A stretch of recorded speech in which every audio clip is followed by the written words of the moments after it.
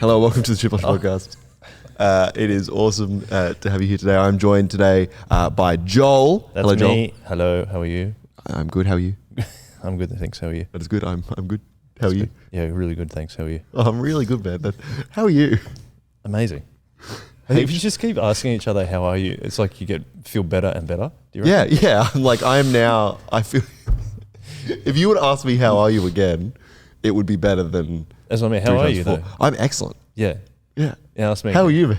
I'm amazing. Like, I feel so good this That's morning. that's so epic. Joel and I are joined this morning by Elliott. Hi, Elliott. Hey, Shalom. How are you? Pretty rad. Yeah. That's it.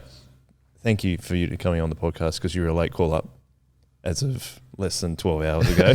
I'd say. We're out for Lewis's birthday in Burwood, Chinatown, which I've never been to before, nice. but it was a great experience. And I was trying to find a guest because unfortunately one of our other guests was not able to make it. And Elliott's like, yeah. I asked you and then you said yes. So thank you for coming on such short notice. I really appreciate it. Both of you though were just sharing how tired you are. You've been doing some long nights. Yeah, I've just had to for my other job. I make some videos for a radio and TV preacher, and he puts out devotionals that go all around the world to millions of people, which is really exciting. But to actually produce those, we need to wake up and go into a film studio at 3 a.m. and that is not my time of the morning. And so we had to do that for 2 days in a row. And so now I'm a little vegetable / cactus. Cactus is what I was going for. I'm a cactus. Yeah, little vegetables like. Yeah, yeah, it's the wrong word choice. Yeah. But yeah, the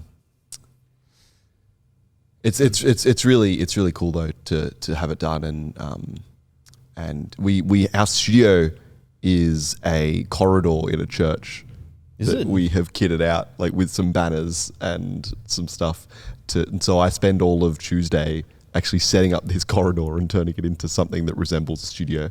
And then I communicate with our director who is in England, which is really cool. And so we sit on the phone together and he runs me through how to use all the tech stuff, which like I'm pretty tech savvy, but this guy is another level of tech savvy. Yeah, he's amazing. So yeah, it's a really fun thing to do, but I am now very tired.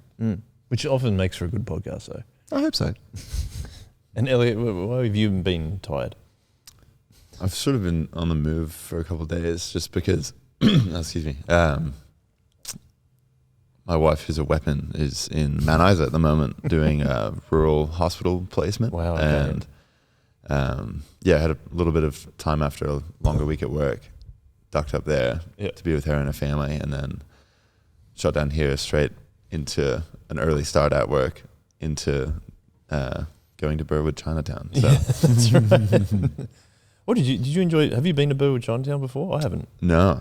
I've been to the Haymarket one, but no, it was sick. I feel like it's a reasonably recent addition to Burwood. Like, was it like they obviously developed it to be that way? But it was a lot of fun. You don't really experience that in the Shire. That's what I'll say. But that was cool. But it's also difficult to figure out what I wanted to have to eat because there was so many different options. That's cool. Baklava in Chinatown, notoriously hard to come by. So. How dare you throw me under the bus there, Elliott? I was just saying to everyone, like, hey, look, Emma's on the way home, guys. You want to get some baklava on the way home? And everyone wanted to keep hanging out, so that's fine. But I need to get home anyway. But Braden and I went via Lakemba. Baklava. It's the place that we went to, King of Sweets. Shout out to King of Sweets. King of Sweets is good. It was open till 10 o'clock. Awesome. And we got there at like 9:53. Sick. And they were mopping the floor and I said, oh, can I come in? And she's like, yeah, come in. And then I bought a box of baklava. Yes. That is great. Delicious. Unreal. I love baklava. Anyway, let's get on to the main point of this podcast, which is Elliott today. And how do you have your hot chips? Because that is the main part of this. That is the main part of this podcast. Critical, foundational question. Yeah. Oh, I'm glad you're on the podcast, Elliott. That's a great way of describing it. We're all too tired to describe it. All right. Yeah. How do you like to have your hot chips? I'm still not fully convinced by the Australian phenomenon of the chicken salt. Like I don't really understand what that necessarily is. So I'd put 2 options forward. One's a bit of rosemary, like good sea salt. Yeah, nice. I don't know, oil of some sort. Or if you've ever had chips with maple syrup. What? Trace This is amounts. the first really? Absolute trace amounts. Like you can't soak them, but just little bits. Something That is the first person. quite magic. I might try that today. That is literally the first person who suggested maple syrup on the whole podcast. This is episode 99. That's Wow. awesome. Maple syrup. Mm. Is that something like you and your mates would do, or is that just something you've gone like, I found this and this is awesome? I think it was something we did as kids after we saw Elf. Ah, yes, okay. Like there's a scene with the spaghetti and everything. We did try that as kids, and that wore out really quickly. But then in a trace amount, I think that and like dipping a fry in like a shake of any sort. Yes. Yeah, that is I think it sort excellent. of stems from that same philosophy. So Is this like sweet and salty? Yeah. Okay. Chips and ice cream is just unreal. Yeah, it is. Again, like just a dip and it has to really be. It has to be a dip. You can't. Yeah. Well, it's that you got to maintain that heat and that cold thing because that's kind of what makes it. Oh yeah, the heat and the cold. Yeah, is in it like too, it's such a big. because you got sweet, salty, and then heat and cold difference as well. Yeah, it's unreal. Yeah. It's a very cool experience. I'm glad that you don't like chicken salt that much because I am the same. Well, I really don't understand what it is, like chemically, like that. I don't think anyone does, and I think that's part of it. Part of it is no one really knows, and it's still delicious. And so we, as a country, we lean into the ignorance is bliss thing. Yep. And it's Didn't just- we figure it out at some? I think we did, but I normal never salt actually with sticks in my stock- brain. Like stock paste in it or something. No, something like that. or it's spices. Yeah, One of the it's two. just- Yeah, But it was invented by some guy in South Australia. Okay, sure. yeah, it's uniquely ours. It's uniquely ours. But I think just like the black box. maybe flight it's a recorder. Mandela effect thing that like I reckon I've Googled what's in chicken salt over and over again throughout my life, and it is never stuck in my brain. And I think that's intentional. Like I think there's something there's something there. Well, it's the chicken salt makes you forget. what Totally. it is. Yeah. It keeps you coming back by blotting your memories. Yeah. I think it's just really intentionally vague. It's like because I reckon. Is it because it's called chicken salt? It has no chicken in it. Yeah. No. Definitely not. It was just to make it taste better. Like it's all branding. It's all. But see, I reckon you're going to read this website and you're going to read something and you're going to be like, oh, this is what it's made out of. And then we're going to forget that. Or you're going to Google another website and it's going to say something different because no one really knows. Because this is an American site that's saying, the headline, what is chicken salt? It's Australia's secret umami bomb. Oh, I don't know what that means. Or umami, I forget what that's called. Is it like the fifth scent or something? It's like there's different tastes, isn't there? There's sweet, salty. I think it's a blend. It's like the savory, meaty, like realm of taste or something like that. Cool. Savoriness is one of the 5 basic tastes. Is a characteristic of broth and cooked meats. People taste umami through taste receptors that typically respond to glutamates and nucleotides, which are widely present in meat broths and fermented products. Yeah, okay. Checks out. It's delicious. But I don't think Consistently delicious. Nucleotidal salt. that sounds pretty good. Yeah, sounds sick. That Yeah. that sounds dangerous, doesn't it?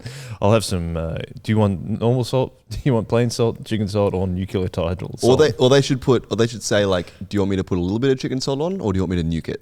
Oh, Like I'd That sounds elite. That's very cool. It sounds elite. Yes, it does. Doesn't it? does. That's impressive. I like that, Ethan. See, I like tired Ethan. Comes up with some good ideas. it's very hit and miss. It's like 70-30, like 70 just craziness and 30 like that 30 is really solid.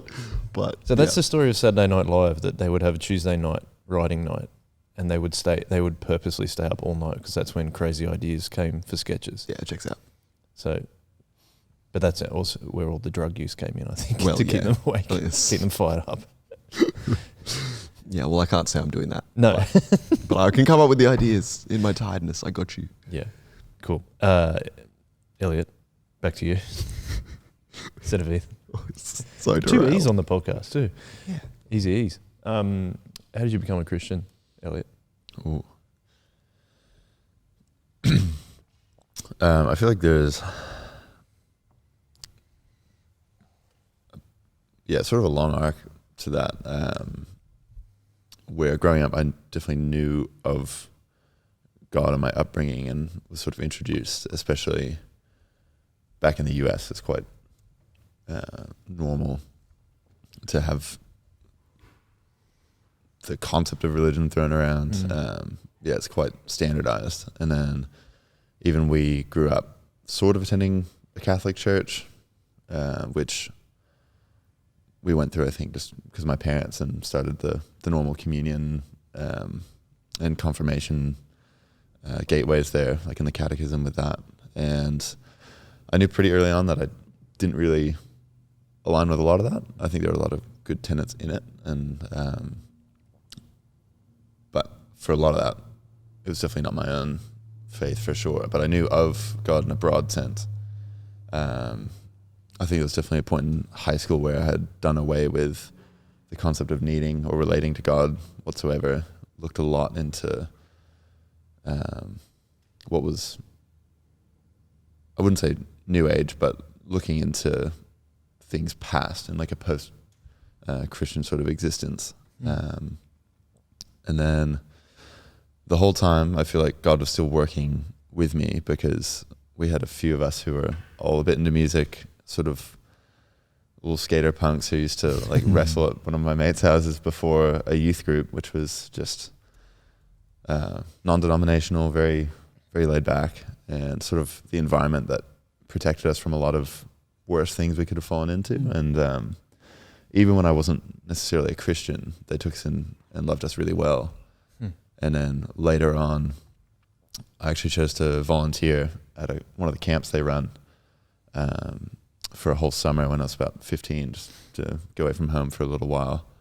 And that from there on, it just sort of changed my life. And I saw what a community living for Jesus was like. Did that the following year when a lot of people were traveling. I just went up to Oregon by myself for the summer with that same ministry, and just had my sort of life change from there on. Back in the US, sort of late high school was where I found Jesus properly. Yeah, right. And is there a particular moment that you can remember that you're like, oh, I am a Christian? I think I definitely knew it in Oregon. Yeah, right. Yeah, working at one of the properties there, and just some of the conversations and experiences with the staff, and being in such a beautiful place, doing the ministry there, and I knew there was nothing better than what they were preaching at the time. So, what's that culture about camps? Is it because I feel like that's a reasonably uniquely American thing of like the summer camps thing? What's that?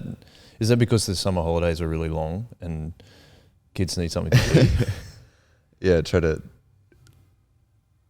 push them onto someone else for a little while for the parents, I think. Summer's usually like 11 weeks, so it's quite long. And Christmas break is short. It's about 2 weeks. Yeah. So I think there is a sort of threshold you hit as a parent where 11 weeks becomes unmanageable. So there's usually like 1 or 2 week long camps. A lot of the churches run them. A lot of schools just run them as well. But I'd say it's part of the US's sort of unique semi-Christian foundations. Right. But they've definitely done a lot of good, and my mates who are practicing back in the US, I think we've all had some pretty key experiences there. And it's just a really good environment, I think, to disconnect from all your pressures as well. So I found it quite helpful. There's another one called the Delta, which I went to, which is where we took kids from Los Angeles who had maybe not spent too much time outdoors at all, and you go up and you stay on the roof of a houseboat. There's like 30 dudes to a boat pretty much, and you move up the north. It's in San Joaquin, California, and there's this river delta. Yeah. And we just show them how to like camp, wakeboard, fish, Awesome. like all that stuff, have worship on top of the boats. And I remember that being a pretty key one for a lot of my friends back home. Yeah, Right. That's really cool. Well, so we've talked previously, East, about the importance of youth camps. We have. And how impactful they can be. Like I never went to one when I was younger, but Sorreville just recently held their first one, and it can be really formative for especially around that age. Like you're saying, you're around 15. Is that when you 15 first was when I went away for the first one, maybe unconvinced, and probably 16, 17 was exactly hit that example of especially at the Delta, you see someone who's crewing the boat / running your discussion groups after each sermon, and that person who's an absolute steward for you and like absolute servant for the whole group of guys there. Like there's no better imagery, I think, to learn from. Just, that humble and still like very switched on. Like has a lot of the answers biblically, but that humble, gracious servant attitudes. Yeah, like cool. Nothing else really. And something like the Delta, how long do you usually go for, and is every day just like, you do a Bible talk and a kind of discussion groups, but then you're just hanging out, like you said, fishing and skiing and all that stuff? So there's, sort of depends. When I was a camper, it's just a week. But then when I worked there, I think up to 10, I think I was there for 10 weeks. So we ran, quite a few different churches from all around California through that. And the structures that the first days are just to get familiar and bonding. So a lot of group cooking, like you all take different roles as well, which is good. So you're all doing dishes for each other and serving one another in a really genuine way. So that's cool. First day you sort of moor up, do all the safety, get familiar with the boat, get used to sleeping out on the deck. And then the next day is so cool. It's usually a bit of fishing early morning, some swims, and they do like a dawn patrol, take people out on the boat, and then maybe one afternoon run, and then there'll be some form of structured activity in the middle of the day. And later on as we get through it, that turns into, instead of 2 hours of a hike or something, it turns into 2 hours of trying to do quiet time and just getting in the Word for guys who've never really opened the Bible before. Yeah, it's cool. And seeing what, just being quiet and sitting with tough questions leads to, which is cool. Pre-season ministry. Yeah, the evening is always just worship around sunset with a bit of a talk. Just crank one of the amps on one of the boats so everyone can hear, and you sort of moor up in a big U shape. Oh, and okay, sick. End of the week, really cool. Some churches would do baptisms and stuff. Yeah, cool. So make a little flotilla and then dunk people in the middle. That's pretty sick. But it's good structure, I think. Yeah, that would be cool to do something like that, wouldn't it? I want a boat. Let's get a boat. Let's get a boat. Our next church plan is a houseboat. Yeah, that just tours up and down the river. Yeah, it'd be easy to get to 20 churches by 2020. It's just like we just got heaps of boats. 2020's past, right? Well, yeah, but that's what I mean. We should have had that. Like to get there, we should have just got a whole bunch of boats. That would have been problem solved. Yeah. No, I think it's great. Can I rewind a little bit for you, Elliott? I was about to say Ethan. Sorry. So you've mentioned the US a number of times, but how did you come to grow up in the US? But now you're here. So you were born in the US?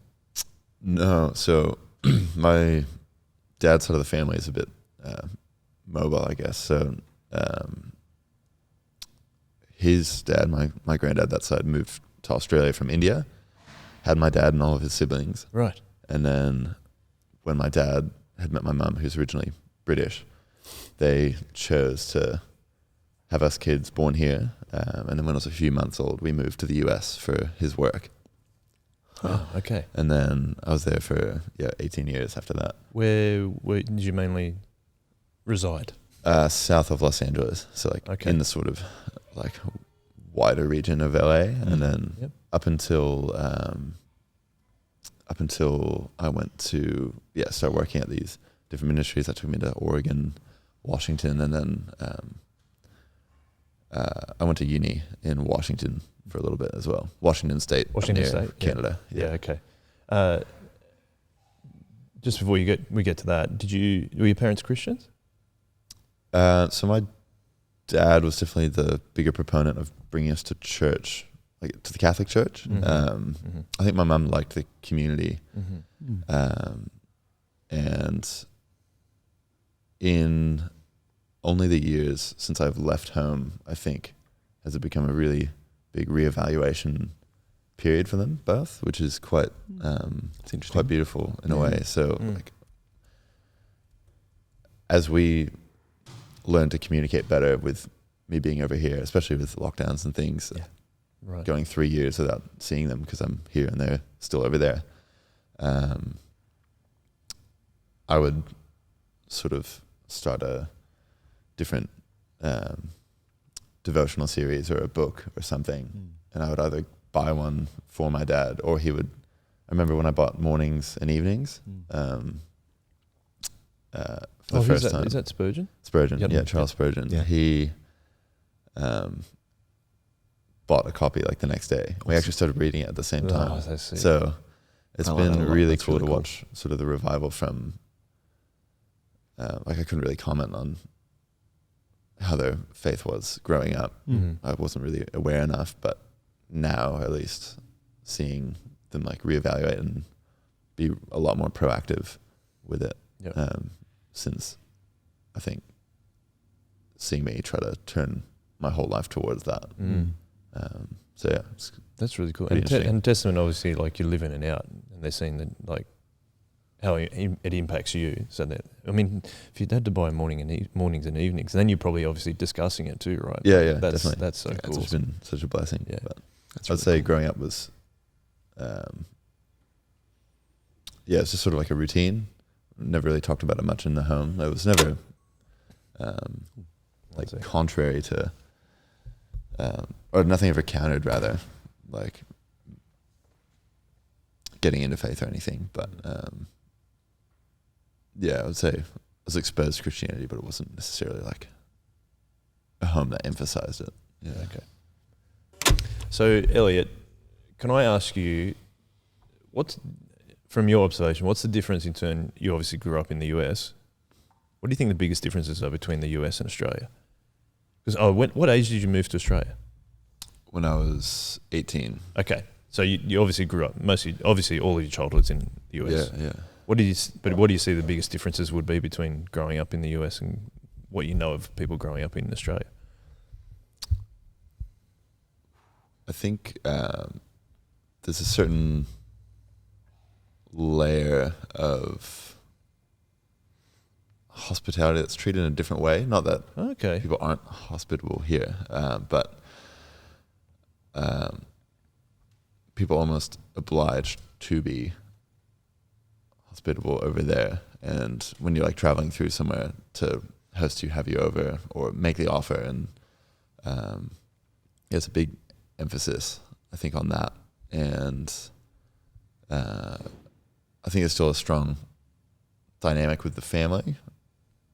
I don't think that's always necessarily done perfectly, but I think there's still like a big onus on always traveling back, always vetting things with some people's parents, depending on like how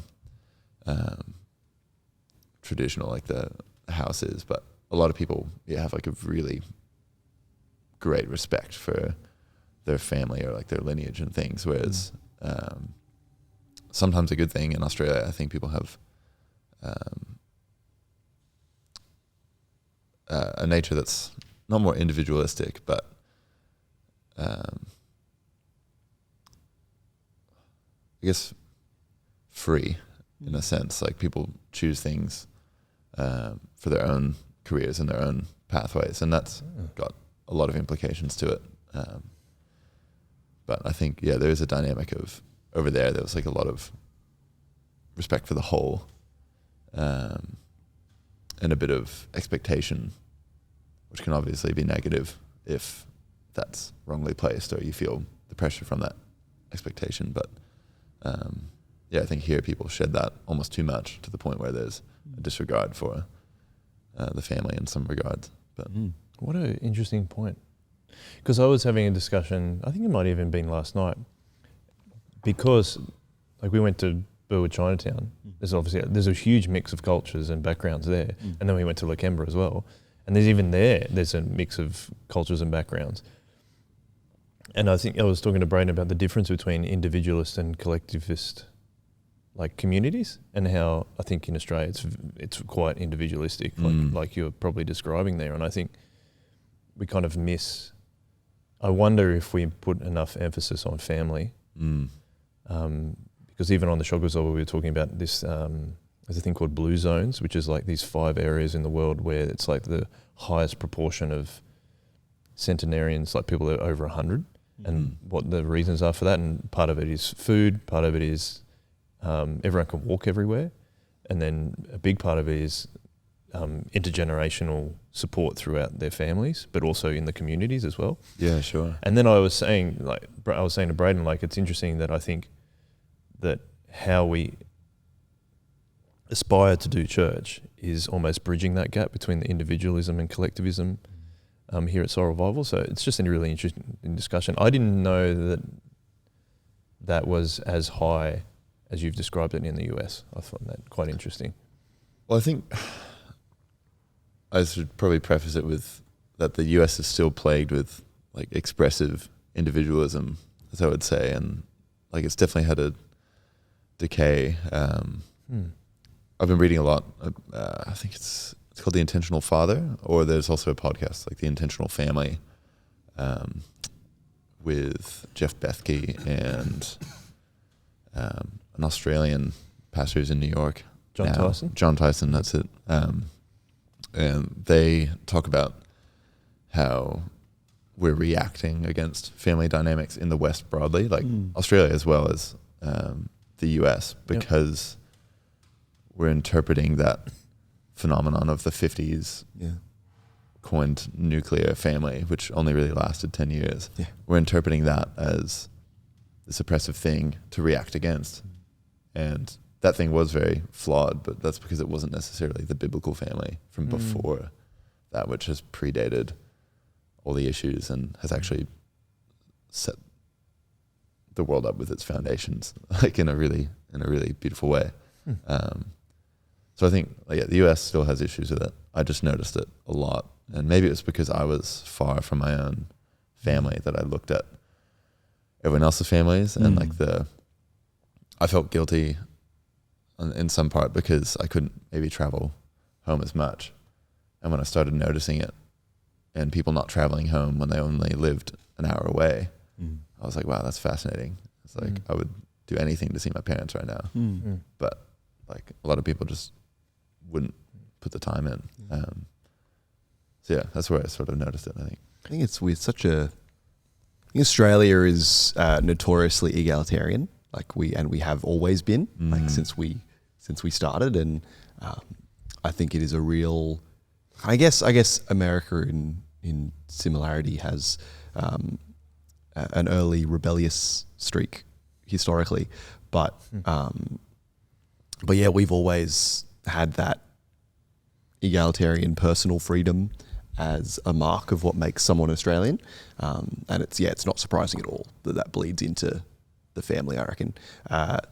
Interestingly, something that when Soulies was starting in the 90s, Stu and the guys that were leading it found themselves leaning into this friendship idea that we see in the Bible, partially because turning to kids in the 90s and saying, like, oh yeah, like come and hang out with us, we'll be like a family, was so foreign and was so actually unappealing. It was actually, we don't want this because we hate our families and we're rebelling against our families. And like you look at particularly the 90s, actually, you look at the media of the time, like Breakfast Club and what's that Eddie Vedder movie?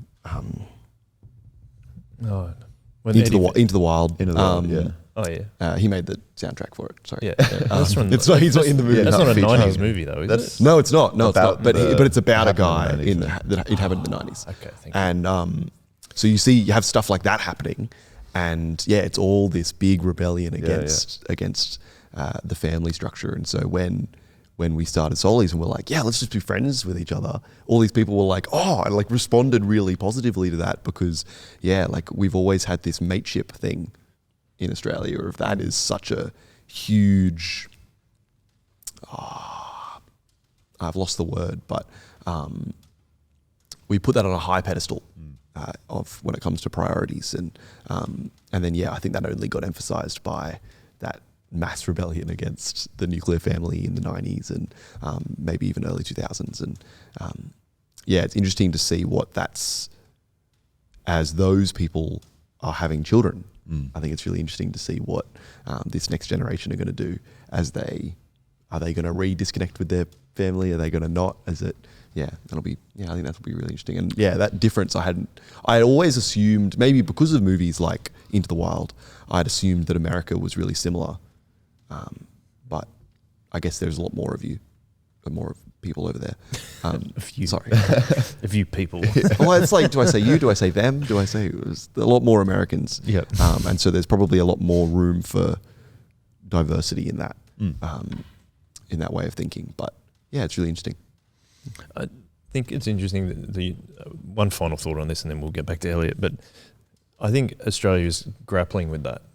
I think there's the individualist part that you're talking about, but then there's also the egalitarian part, and I think a part of Australia is we're not sure how to move forward as things have changed in our country to try and keep that mateship egalitarianism that even like was probably present in the 80s, like 70s and 80s, but now in the 90s it was like, oh, hang on, that's not, like there was this almost like a rebellion against that, or what was originally thought was the ideal way of living life in Australia.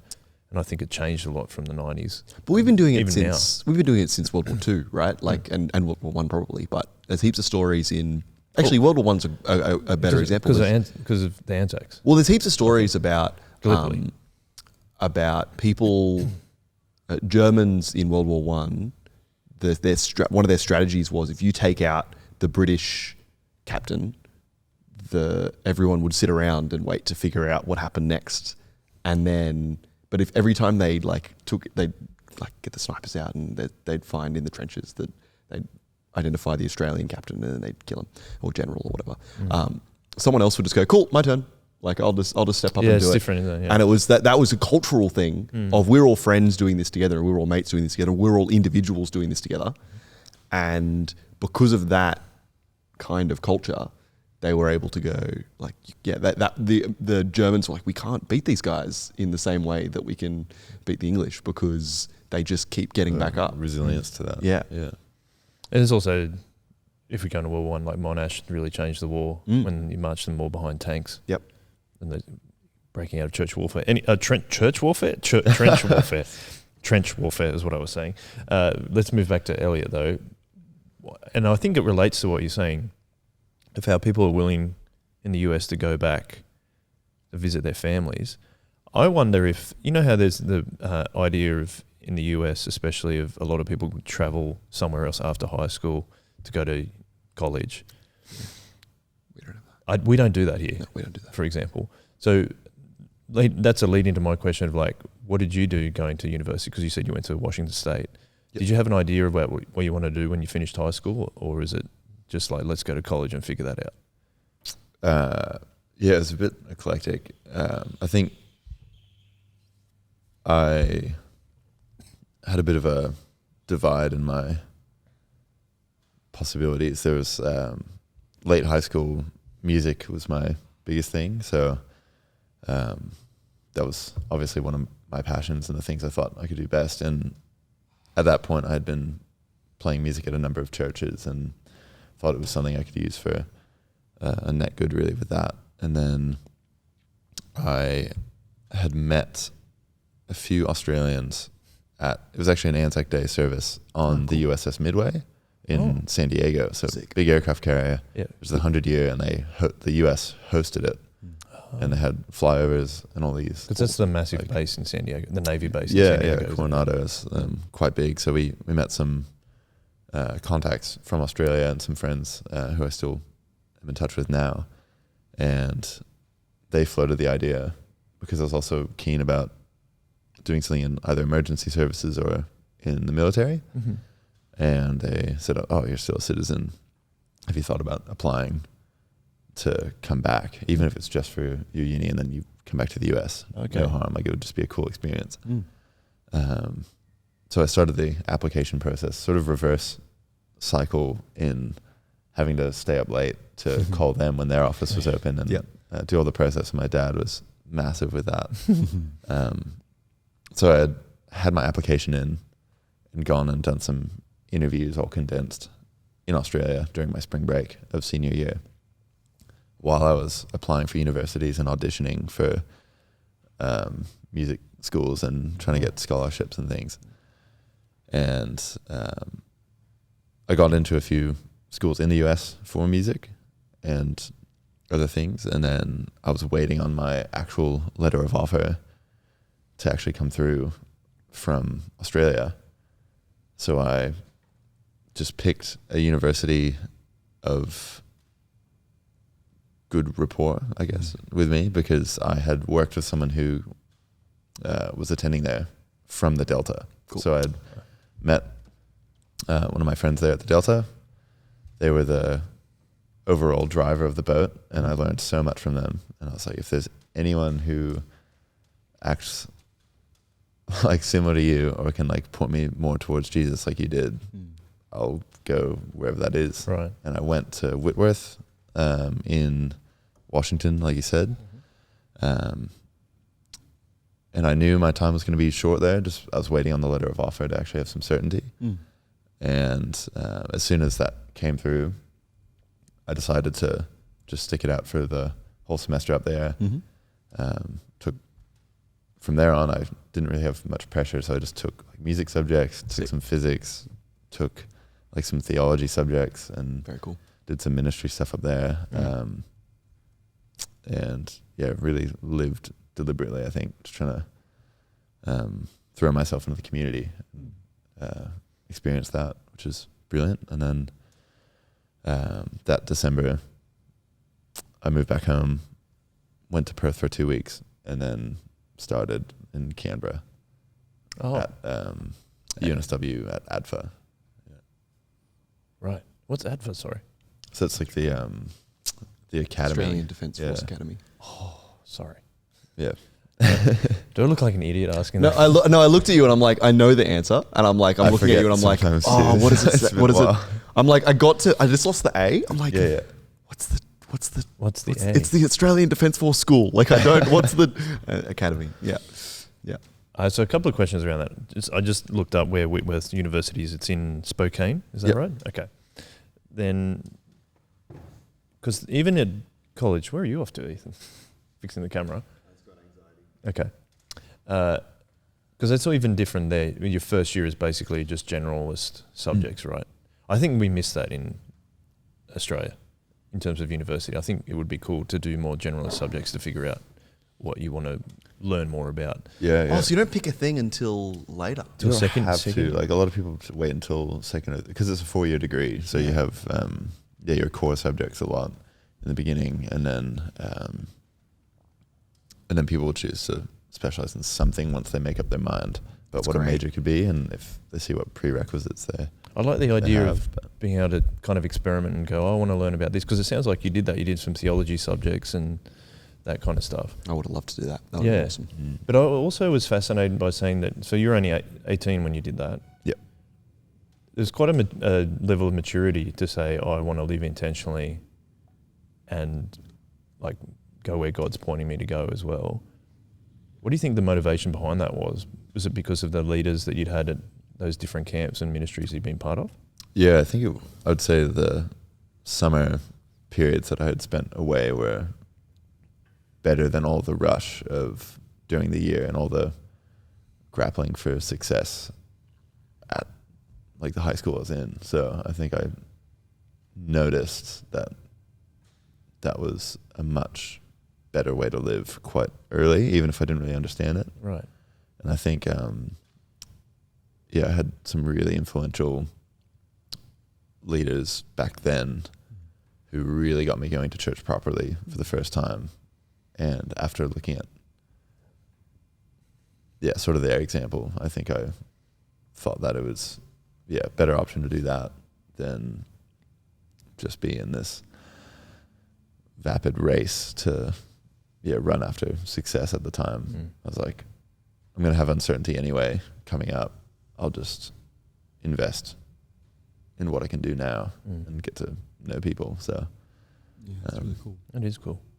Yeah. Because I don't think I had that level of maturity when I was 18 either, which I think is really cool to hear. I think and it's a good lesson for, you might not know what you're going to do, but living with intentionality in terms of what where God's going to make you go. I think that's really cool.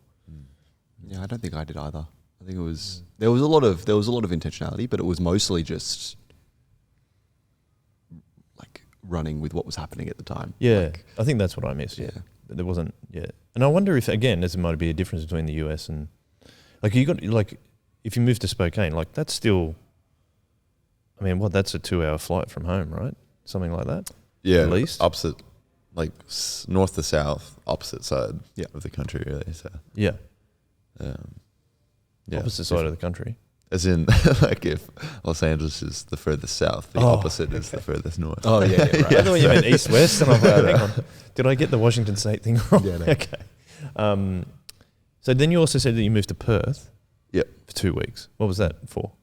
That was just sort of a staging area, you could say, to come across to Canberra. So my grandparents are from Perth, and that's where my dad was from. I was born there, so I sort of stayed with my grandparents for a few weeks, and then reconnected with a couple of family friends. I really didn't know anyone outside of my dad's side of the family here, so I just thought it would be good to have a bit of cultural saturation before I went threw myself in. And then it was funny because then when I went to Canberra, everyone thought I was like on exchange or something. So, but you're like, nope, quite different. I'm here full time. Yep. So, and again, like speaking about being at 18, like there's a level of maturity required to move to a different country, even if it's speak the same language. Maturity, or I don't know, foolhardiness or something. I don't know. But again, like to move away, I mean, I don't think I'd move away from my family when I was 18 either. Like to go to especially to a different country. What's that like? Having to adjust so much because you got to live on your own. You got to do everything for yourself. Yeah, I thought it was the best thing I could do to kick start myself in a way. Like to force myself to find a foundation and live not on, I guess my previous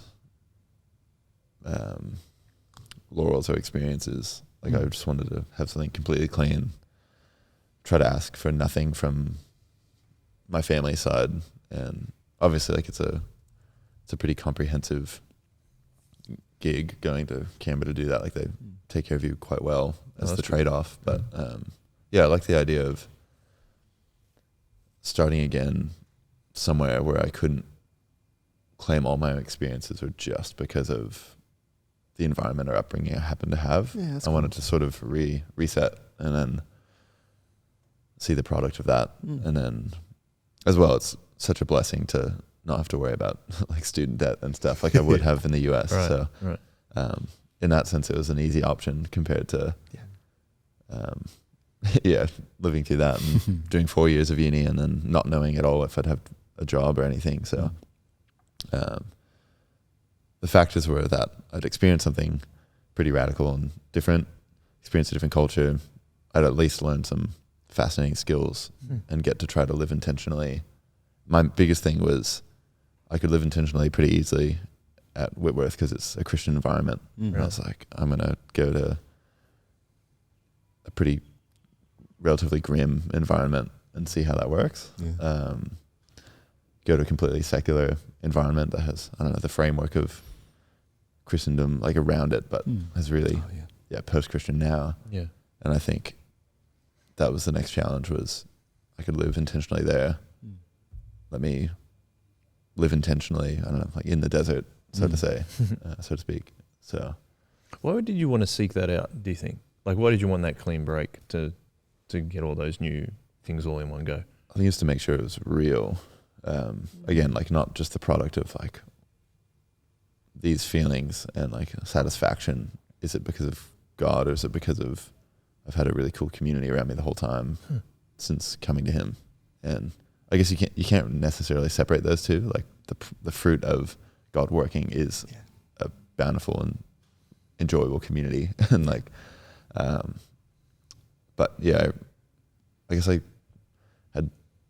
wouldn't say doubts in a spiritual sense, but in a personal sense of, was it just the circumstances that satisfied me? Was it just that everything happened to play out that way? Or was it really because I leaned into the fold of God that I was satisfied in what was happening no matter what? And I wasn't really sure. So I think it was sort of an opportunity to test that. Yeah. I'm just really impressed with the number of times, like the level of mature thinking that you're really thinking it through. That's all. I don't think it's really cool. I was just lost without anything else. So like that was the default. But I also think there's a lot of bravery in that too. Yeah. Like I think it's actually really easy to ask that question, oh, am I just here because of all those things? And then go, yep. And I'm comfortable with that. And that, like not yep, but like I'm not gonna even try to get out of that comfort zone. And I think that confidence and bravery to be able to go, you know what, I don't know. I'm gonna see what happens. Is actually quite inspiring. So that's really cool, man. Well done. Like, yeah, that's all I got there. But I think you articulated that better than I did, because I think, that's why I'm saying, like, I don't think I had that level of bravery or maturity to actually go, I need to make sure this is true.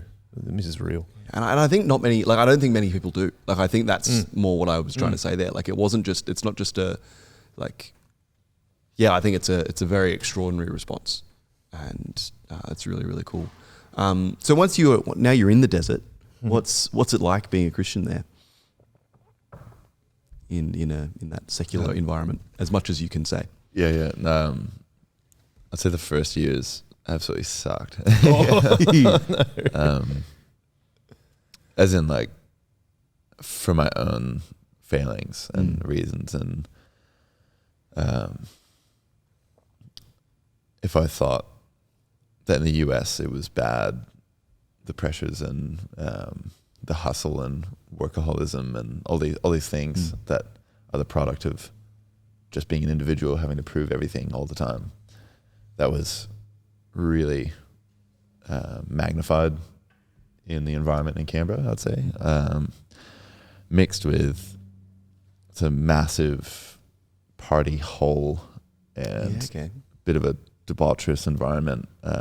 It's all very like sport and affirmation and just drinking and just so like worldly affirmation, and I've definitely struggled with that, and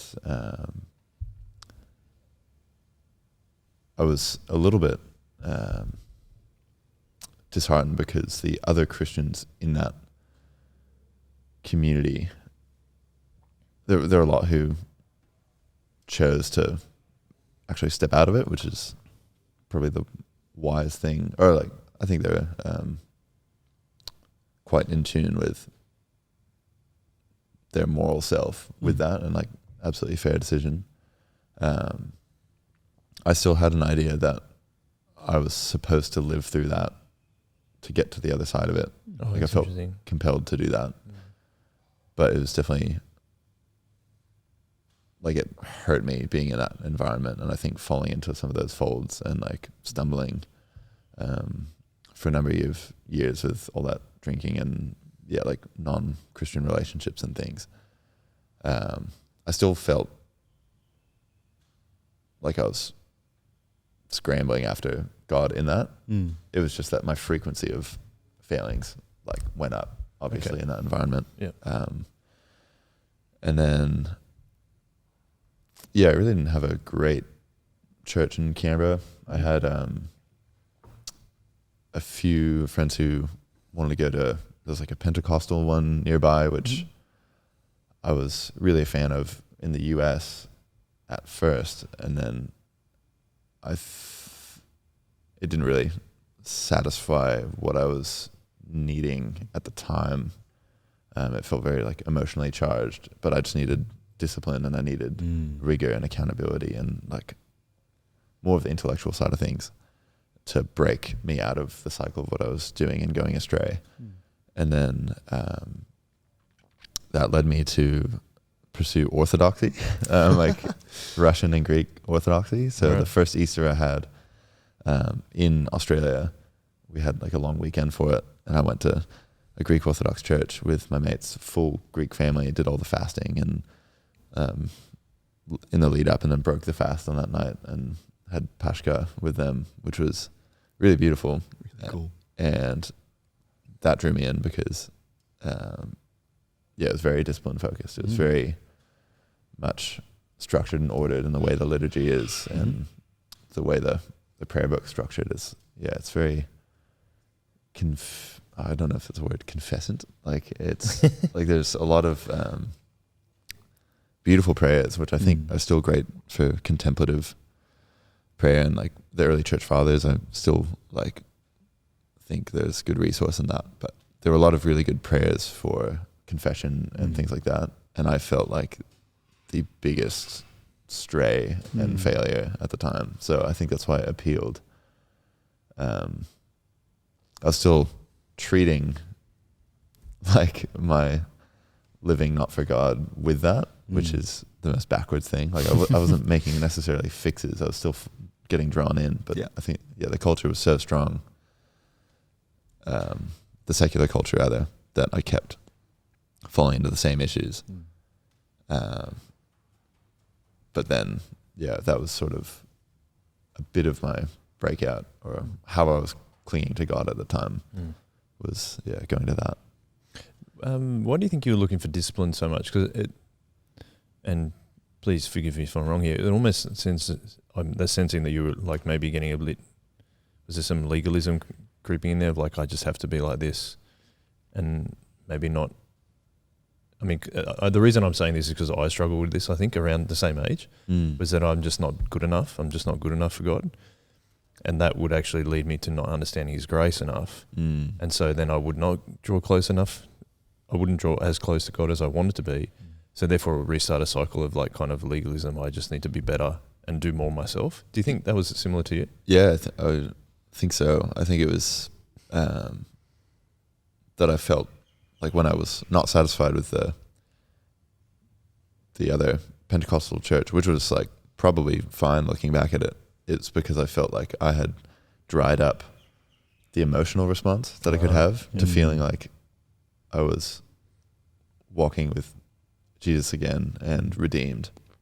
I had like dried up my emotional response, and now my next like full tank to have was the discipline and exactly. I think legalistic attitude sort of paired with I think what people crave in the mystic traditions of that. Like things are like, there's a really good degree of reverence with that Christian tradition over in the East, but I think I was finding it appealing for the wrong reasons, exactly as you said. And I'm not exactly sure. I think that might have just been the way to escape from the environment. And I was used to being assessed all the time because of going through all the training and stuff, which is like just how it has to be. Yeah. And I think I was treating it like just another assessment in a sense. But like I'm not living up to whatever particular standard I think that God has set for me. But again, that's man-made, isn't it? Not God-made. Well, you're never gonna feel emotionally charged enough or have like that gradient of like high to low that buys anything, and you're never gonna be able to act it in accordance, like in such a way that you redeem yourself. Like it's never gonna work. I guess two good lessons for me at the time, like back to back. Looking back on it, because I really love discipline too, and I think it sounds like you respond well to that, like wanting to be disciplined yourself. But it's almost like discipline with the wrong intentions behind it. Like, and I think that's why I'm saying I kind of resonate with what you're saying, was that I would try and discipline myself, but without the grace. Whereas like if you focus on the grace more, I think healthy discipline comes out of that. And Absolutely. maybe I just, like I did, had it the wrong way around, which is, it's understandable. That's all I was saying. I wasn't trying to give you a hard time. Yeah. So how does what were you studying at ADVA? Yeah. And then how does that pair with like the defense stuff? Yeah, sure. The constructs that you study while doing your service-specific training. So, and is that Duntroon? So all the people who are like Army will go through Duntroon. Okay. And it's just that it's all services at once at ADVA. So there's people from Navy, Air Force doing their own thing, civilian students doing their own thing, and you have your academic week, and then it's just like general officer skills and things around that, and then you'll disappear for a couple of weeks at a time to do like specific field blocks for ADVA. So in that sense, it's really good because you get to like finish academic term, go on like a little camping trip, pretty much like involuntary camping. But then when you finish that, you do your year at Duntroon, and then like you start actually taking up a position. Get placed somewhere. Yeah, full time. So it's a really good way to learn a lot of fascinating things about yourself. Minus like my only gripe with the structure was like how attractive the subculture of it can be, because that thing can be influenced, I think, and that's sort of my hope for the future is as my mates go back as staff and people I know who are like of like good moral stock and things, I would hope to see the culture change positively. The framework of the training is great. I learned a lot from it, and I think a lot of my temperament's because of that, and how I work now. I think it's a great opportunity, but the culture within it was definitely. Is that like a work hard, like we're really disciplined in work and like or uni and the training, but then outside of that it's play hard, kind of just go all out? Yeah, pretty much. And even people who weren't necessarily training hard, it just turned into people have a disposable income and like you don't have to pay for and they're young rent. So you don't have to pay rent. Well, like when you're living in the barracks sort of thing, like so you don't really have to worry about normal things at that age. So what do you study at the same time? Is it like a more generalist thing, or is it like particular streams? There's heaps. So you can do like humanities or sciences or engineering. Engineering will sort of shape your qualifications and like what you do later. But I did science, so physics and aviation, sort of working with drones and stuff. So with drones, I had to do some little research there, which is cool. And then, right. Sort of like leads into studying now, which is good. So then you finish at ADVA. Yep. What do you do after that? Then do you get placed somewhere? You do your Duntroon year, and then you get like your core, like your job, and then from that you do specialist or your specific training rather. So I went to Holsworthy the first time to do the engineering officers, the regimental officers basic course. Cool. So that is about 8 months where they teach you how to plan every sort of task you can come across, and then you get hands-on so you can appreciate how like, the boys you're working with will deal with it, so you can hopefully like actually have a bit of empathy, put yourselves in their shoes for tasking someone with like just appreciating the timing and like how hard some of the jobs are. And lead better in that. Yeah, for sure. So it's just to give you a bit of flavor so you know what you're talking about. And then that's when I started going to a village in Marrickville Village Church, which I think Dominic from there knows Stu. I'm sure they've had... Probably. I think through uni ministry and stuff. Yeah, I'd say I think that's where they know each other. And in a really roundabout way, that's actually how I found Soul Revival. Because years later when I came back,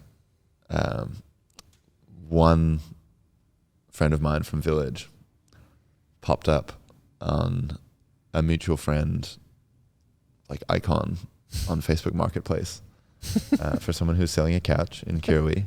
And that person, like, they happened to go to Soul Revival. So when I bought the couch, I asked them how they knew this dude. They're like, oh yeah, Moore College. And I'm like, that's crazy. So you guys go to church? And they're like, yeah, sick. Come tonight. Awesome. Sick. Who was that? That was Paul and Day. Oh, Terry. really? Yeah. Oh, sick.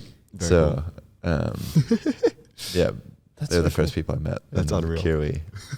Oh, that's unreal. And they've been super helpful with me and Emily now. So, Yep. like, yeah, they've been great. Awesome. I'm so Yeah, glad very you good. mentioned Emily because I've actually forgotten your wife's name. So, That's all right. so how did you guys get together?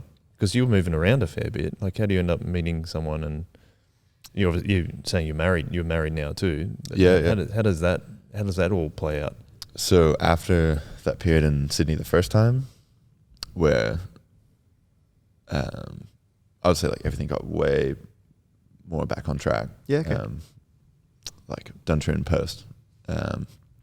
And yeah, when I started going through training, finished up, got allocated to Townsville, which is that was my first preference. Just like thought I would get the best experience. It would be very outdoors. And then I moved up there at the end of the year. And then I met Emily on the first day I was there at church when she was part of the worship team. It also helps that one of my mates who I had just spent that year in Sydney with during the training was her older brother. And then he...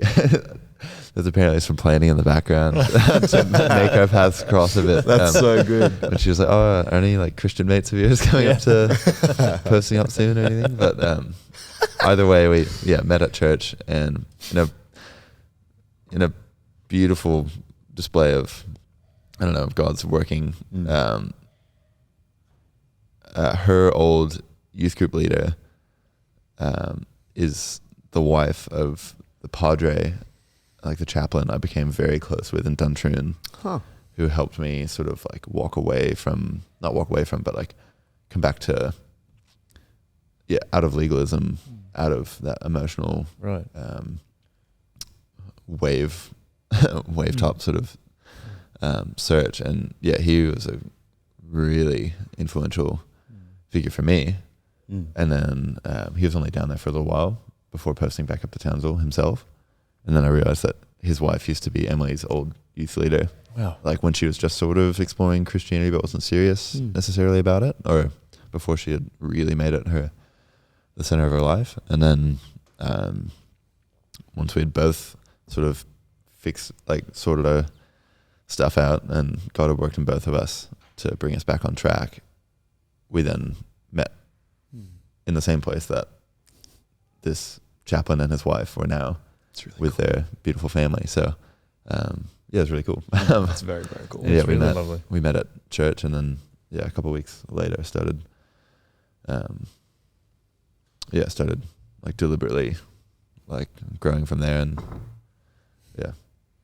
Unreal. taking steps. So How long have you been So married? cool. since April this year. Oh, cool. Not very long at all. No. That's cool, eh? Yeah. Yeah. And what was I going to ask? So you still work in defence, is that right? Yep.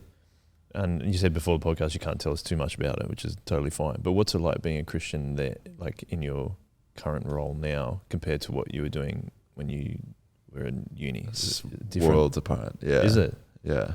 And I think it's the product of sticking through that initial period. Like I definitely didn't have to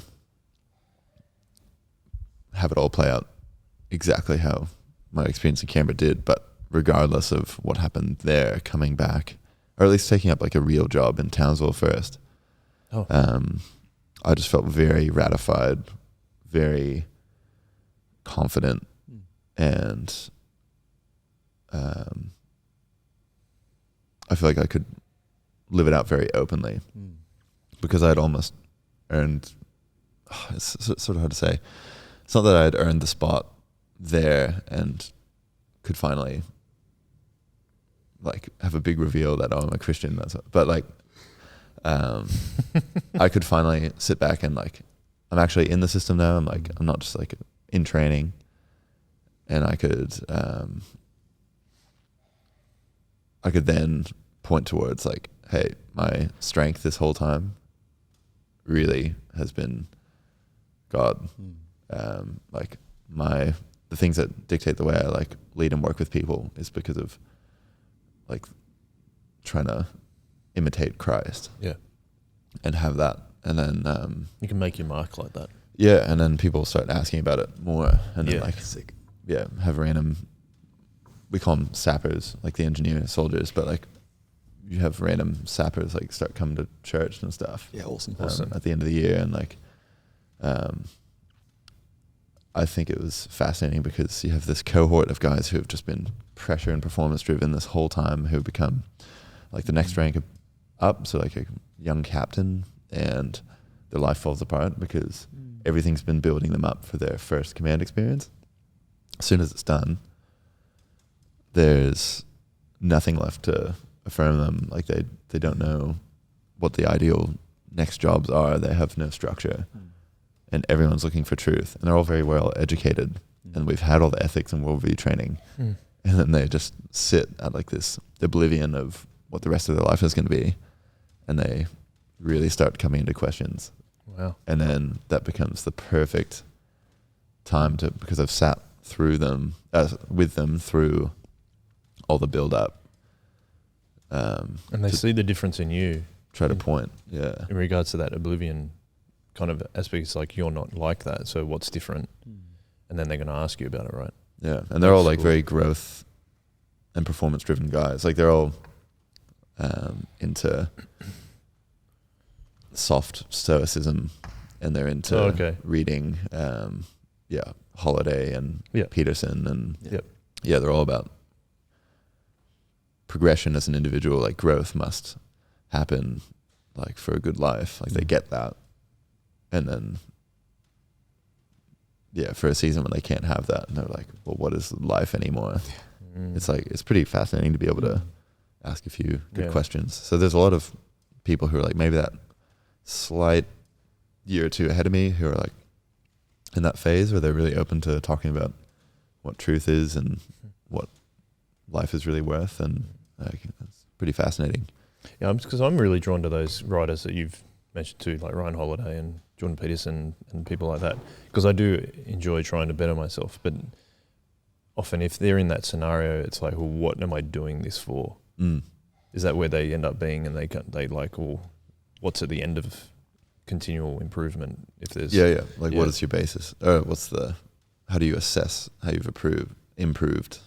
If there's no standard, I think they grapple with that there has to be some form of absolute truth, and that they've never thought about it until now because they've just been so busy, and now there's like a bit of breathing space where the world falls apart, and like, I would say like it's very consistent that someone hits that. They either hit that and they grapple with it somehow for a period of time, or they're not perceptive to it and they just float around, sort of not understanding it.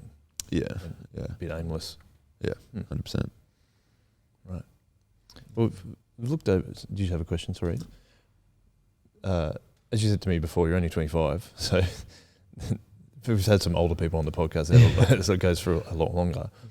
But I wanted to ask you, like, our final question, which is, what do you know now as a Christian that you wish you knew when you were a younger Christian?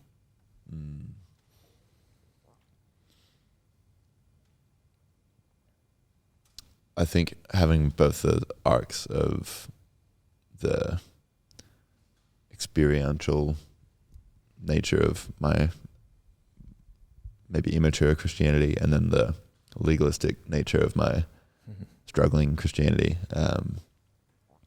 I think they both taught me that abiding and following and seeking him first beyond like the pressures of like your context is always going to be like the best option. And it's actually funny because I think I lived better when I just thought about it, prayed about it. Oh, I should go up and like live intentionally.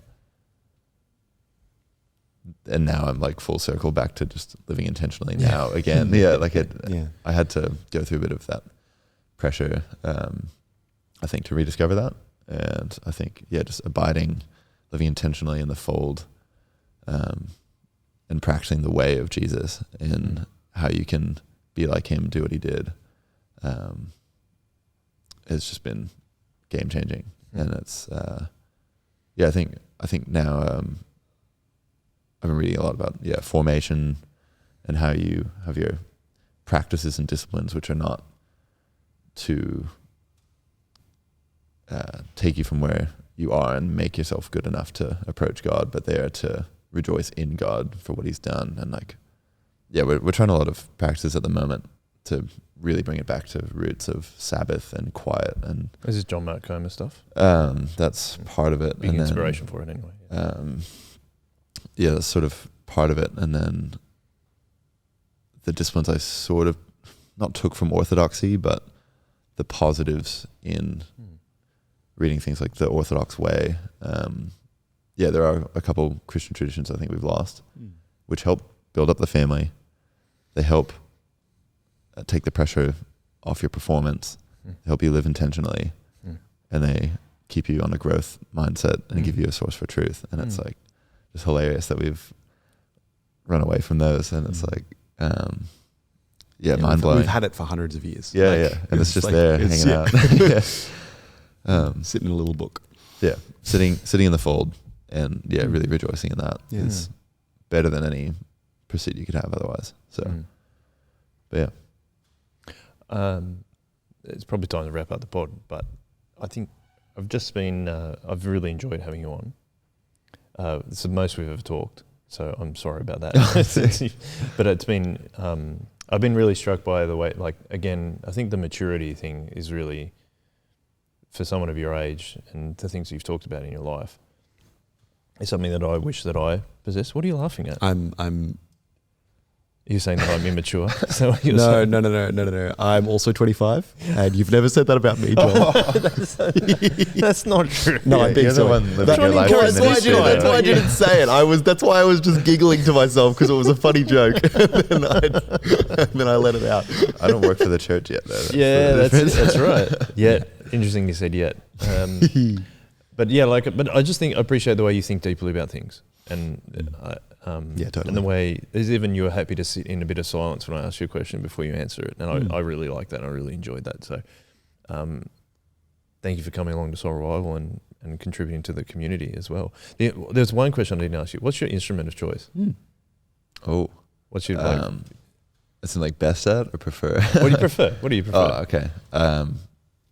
Probably trumpet or flugelhorn, if you've heard of that. What, sorry? It's like a mellow trumpet. It's like a little bit bigger, has a softer sound. Cool. Sick. I need you to talk to my son. He's started doing trumpet. 100%. Yeah. Mellow trumpet is such a great description of a trumpet. And that actually would be nice. I wouldn't mind hearing that. I want to use the word mellow more. Okay. What's it called? A flugelhorn. Flugelhorn. Cool. What are you best at though? Trombone was my main thing. Okay. But a little bit of guitar, a little bit of bass, a little bit of drums. Yeah. Bagpipes. If you need. Good. There's a guy at Cronulla on Monday. Best. There's a guy at Cronulla on Monday just playing the bagpipes out of one of the units in Cronulla. Awesome. Yeah.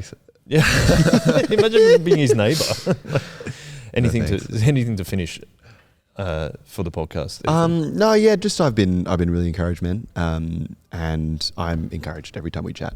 It's awesome to have you here and have you a part of the community, and with the defense stuff, we don't necessarily know how long that will be and otherwise, but it's really cool that one of the things I'm really encouraged by is that you kept talking about all these different places you ended up, and you're able to find people that were Christians in every single one of those places, and there is God-centered communities all over the place. And I am so stoked that, I'm stoked that you've ended up in this one.